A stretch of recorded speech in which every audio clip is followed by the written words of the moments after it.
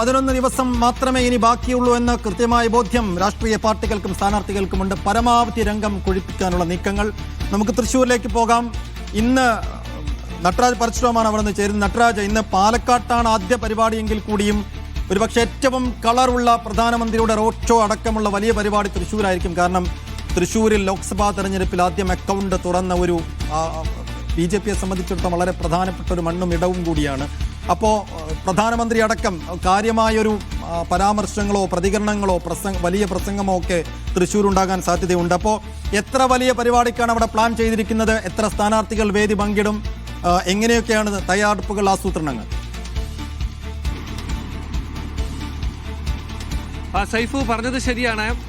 വലിയ രീതിയിലുള്ള ക്രമീകരണം തന്നെ തൃശ്ശൂരിൽ നടന്നിട്ടുണ്ട്. തൃശ്ശൂരിൽ വൈകിട്ട് 4:30 പ്രധാനമന്ത്രി എത്തുക. ഞാനിപ്പോൾ നിൽക്കുന്ന സ്വരാജ് റൗണ്ടിലെ ഈ ഭാഗത്തുകൂടിയായിരിക്കും പ്രധാനമന്ത്രിയുടെ റോഡ് ഷോ പുരോഗമിച്ചു വരിക. ഇവിടെ ബാരിക്കേഡുകളും മറ്റും തയ്യാറാക്കിയിട്ടുണ്ട്. പല ഭാഗങ്ങളിലായി SPGയുടേതുൾപ്പെടെ നിരവധി സുരക്ഷാ ഉദ്യോഗസ്ഥർ ഇവിടെ നിൽക്കുന്നതും പരിശോധന നടത്തുന്നതും നമുക്ക് കാണാം. പലരോടും അവർ വിവരങ്ങൾ തിരക്കുന്നുണ്ട്. വളരെ നിയന്ത്രിച്ചുകൊണ്ട് മാത്രമാണ് ആളുകൾ ഇവിടേക്ക് കടത്തിവിടുന്നത്. 11 മണിക്ക് ശേഷം ഈ ഭാഗത്തുകൂടിയുള്ള ഗതാഗതത്തിന് വലിയ രീതിയിലുള്ള നിയന്ത്രണമുണ്ടാകും. വൈകിട്ട് 4:30 കുട്ടനെല്ലൂർ ഹെലിപാഡിൽ പ്രധാനമന്ത്രി ഹെലികോപ്റ്ററിൽ വന്നിറങ്ങുക. പാലക്കാട് നിന്ന് കുട്ടനെല്ലൂരിൽ നിന്നും സ്വരാജ് റൗണ്ടിലേക്ക് അദ്ദേഹം റോഡ് മാർഗം എത്തും. റോഡ് മാർഗം എത്തിയതിന് ശേഷം ഇവർ തൊട്ടടുത്തുള്ള സ്വരാജ് റോഡിലെ ആശുപത്രിയിൽ നിന്നും ബിനി ഹെറിറ്റേജ് ഹോം വരെയാണ് അദ്ദേഹത്തിൻ്റെ ഏതാണ്ട് 900 മീറ്റർ ദൂരത്തിലാണ് അദ്ദേഹത്തിൻ്റെ റോഡ് ഷോ തയ്യാറാക്കിയിട്ടുള്ളത്. ഈ റോഡ് ഷോയിൽ തൃശ്ശൂരിൻ്റെ തനത് കല വിളിച്ചോതുന്ന നിരവധി രൂപങ്ങൾ, കുമ്മാട്ടികൾ, പുലിക്കളി, അതുപോലെ തന്നെ മറ്റ് കലാരൂപങ്ങളൊക്കെ തന്നെ അദ്ദേഹത്തെ സ്വീകരിക്കാൻ BJP നേതൃത്വം ഒരുക്കിയിട്ടുണ്ട്. വലിയ രീതിയിലുള്ള സൈഫ് പറഞ്ഞ പോലെ കളർഫുൾ ആയിട്ടുള്ള ഒരു റോഡ് ഷോ തന്നെയാണ് പ്രതീക്ഷിക്കുന്നത്. 11 മണിക്ക് ശേഷം ഇവിടെ ഗതാഗത നിയന്ത്രണം ഉണ്ടാകും.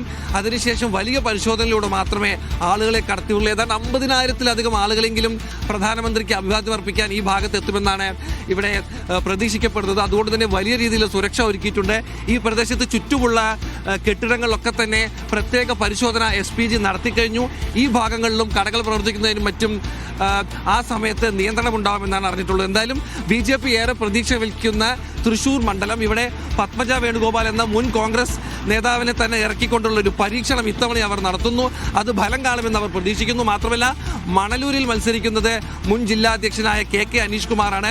മണലൂരിലും വലിയ പോരാട്ടം നടക്കുന്നു. നാട്ടുകയിൽ CPIയിൽ നിന്നും BJPയിലേക്ക് എത്തിയ CC മുകുന്ദൻ എന്ന നേതാവിനെ വെച്ചുകൊണ്ട് അവിടെയും മത്സരം ഘടിപ്പിക്കുകയാണ് BJP. അതുകൊണ്ട് തന്നെ 13 മണ്ഡലങ്ങളിലെയും NDA സ്ഥാനാർത്ഥികളെ രംഗത്തിറക്കിക്കൊണ്ട് പ്രധാനമന്ത്രിക്കൊപ്പം അണിനിരത്തിക്കൊണ്ടുള്ള വർണ്ണാഭമായ റോഡ് ഷോയ്ക്കാണ് തൃശ്ശൂരിൽ പദ്ധതിയിടുന്നത്. വൈകിട്ട് 4:30 പ്രധാനമന്ത്രി എത്തും. ഈ കാണുന്ന വീതികളിലൂടെ അദ്ദേഹം നടന്നു പോകും. എന്താണ് 50,000-ലധികം ആളുകളെങ്കിലും പ്രധാനമന്ത്രിക്ക് അഭിവാദ്യം അർപ്പിക്കാൻ എത്തുമെന്നാണ് കരുതപ്പെടുന്നത്. യെസ്, വലിയ റോഡ് ഷോക്കും വലിയ പരിപാടിക്കുമാണ് അവിടെ തൃശ്ശൂരിൽ BJP പ്ലാൻ ചെയ്തിരിക്കുന്നത്. ഇന്ന് നരേന്ദ്രമോദി സ്വരാജ് റൗണ്ടിൽ റോഡ് ഷോയും മറ്റു പര്യടന പരിപാടികളുമായി മുന്നോട്ട് പോകുന്നു.